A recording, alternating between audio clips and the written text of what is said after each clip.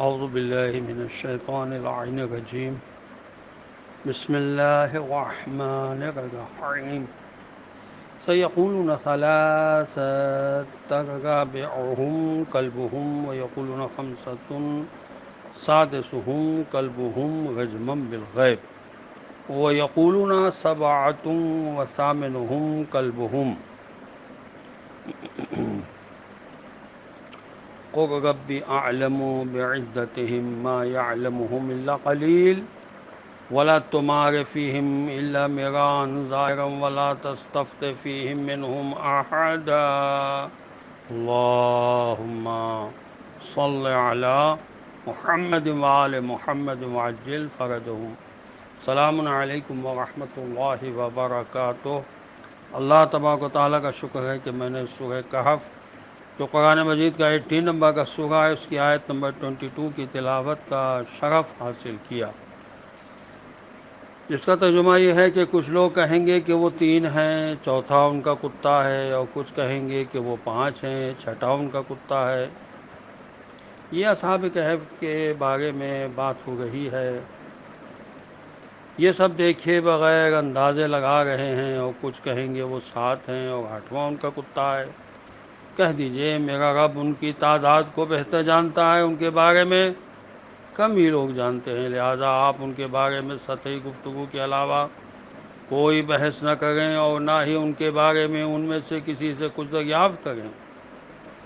نزول قرآن کے وقت عیسائیوں میں اصحاب کہف کے بارے میں مختلف باتیں پھیلی ہوئی تھیں، ان میں سے کسی ایک پر کوئی سند نہیں ہوتی تھی، صرف ظن و تخمین پر مبنی باتیں تھیں۔ اصحاب کہف کی تعداد کے بارے میں جن اقوال کا ذکر فرمایا گیا ہے، ان میں سے صرف آخری قول کی تردید نہ کرنے سے یہ گمان ہوتا ہے کہ یہی تعداد صحیح ہے۔ تعداد اتنی اہم بات نہیں ہے، اس لیے حضور صلی اللہ علیہ وسلم کو حکم ہوا کہ نہ تو تعداد پر بحث کریں، نہ اس کے بارے میں کسی سے سوال کریں۔ اس سلسلے میں اہمیت کا حامل وہ سبق ہے جو اس واقعے سے ملتا ہے۔ ہمیں شیعیت کے دعوے داروں کی داستانیں بھی کچھ بتائی گئی ہیں۔ بیان الانواع کی جلد 68 میں ہے کہ عمار دہنی کی کوفہ کے قاضی ابن ابی لیلہ کے ساتھ گفتگو کی داستان ملاحظہ ہو۔ جب اس نے عمار کی شہادت ان کے شیعہ ہونے کی وجہ سے رد کر دی، عمار رونے لگے اور اپنے رونے کی وجہ یہ بتائی، تم نے مجھے ایک ایسے شریف مرتبے کی طرف نسبت دی ہے جس کا میں اہل نہیں ہوں۔ حضرت امام موسیٰ کاظم علیہ السلام کا بازار میں ایک ایسے شخص کے پاس سے گزر ہوا جو بلند آواز سے کہہ رہا تھا، میں آل محمد علیہ السلام کے خالص شیعوں میں سے ہوں۔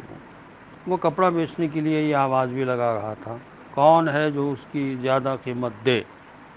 تو امام علیہ السلام نے فرمایا، جو شخص اپنی قدر کو پہچان لیتا ہے وہ نہ تو غیر معروف ہوتا ہے اور نہ ہی ضائع ہوتا ہے۔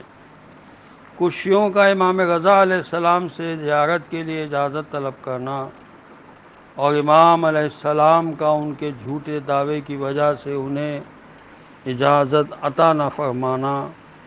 ملاحظہ ہو کہ ایک شخص کا امام رضا علیہ السلام کے سامنے اس بات کا دعویٰ کرنا کہ وہ آپ کے خاص شیعوں میں سے ہے، اور امام علیہ السلام کا اسے یہ فرمانا کہ تجھ پر افسوس ہے، تجھے معلوم ہے کہ ہمارے خاص شیعہ کون ہیں؟ اس نے کہا نہیں۔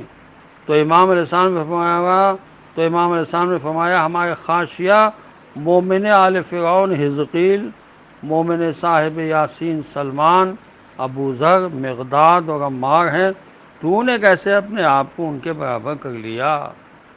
ایک ایسے شخص کی داستان جس نے ناحق تشیع کا دعویٰ کیا اور مصیبت میں پڑ گیا۔ عزیزان محترم، شیعہ ہونا آسان نہیں ہے، عمل کے ذریعے سے شیعہ ہونا بہت مشکل ہے۔ زبانی دعوے کرنا بہت آسان ہے، خدا ہمیں توفیق عطا فرمائے کہ ہم کم سے کم حضرت عمار، حضرت بلال، حضرت ابو ذر، حضرت سلمان، حضرت مقداد جیسے تو بن جائیں۔ والسلام علیکم ورحمۃ اللہ وبرکاتہ۔